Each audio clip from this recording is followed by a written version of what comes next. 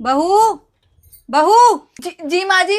अरे मैंने तुमसे कितनी बार कहा है कि सुबह उठते ही सबसे पहले मंदिर की सफाई किया करो, लेकिन तुम ना हमेशा भूल जाती हो। कितनी कामचोर होती जा रही हो। मम्मी जी, मैं सुबह से नाश्ता बनाने की तैयारी कर रही थी, फिर बच्चों का टिफिन भी तैयार किया, फिर उनको स्कूल छोड़ के आई, और फिर किचन की सफाई के चक्कर में मंदिर की सफाई करना ही भूल गई।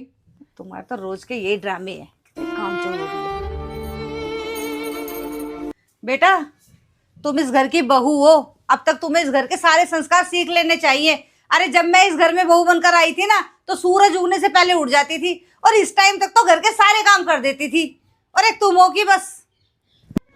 मम्मी जी, मैं भी अपने सारे काम दिल से ही करती हूँ, सुबह से लेकर रात तक इन घर के कामों में लगी रहती हूँ। अगर मुझसे कोई काम रह गया या छूट जाए तो मम्मी, इसमें इतना लड़ने की क्या बात है। मम्मी, दीक्षा सुबह से शाम तक हमारे घर के लिए इतना कुछ करती है, इतनी मेहनत करती है।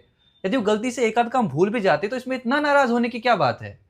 मम्मी जी, वैसे भी ये घर तो हम सबका है, तो घर के सारे काम करने की जिम्मेदारी सिर्फ बहू की क्यों, हम सबकी क्यों नहीं है। तुम ठीक कह रही हो दीक्षा। अब से मैं भी तुम्हारे घर के छोटे मोटे कामों में हाथ जरूर बटाया करूंगा, और खुद के जितने काम हो सकते उतने तो जरूर ही कर लूंगा। और बहू, तुम्हें घर के किसी काम में मेरी जरूरत हो तो मुझे बता देना। जी माँ जी।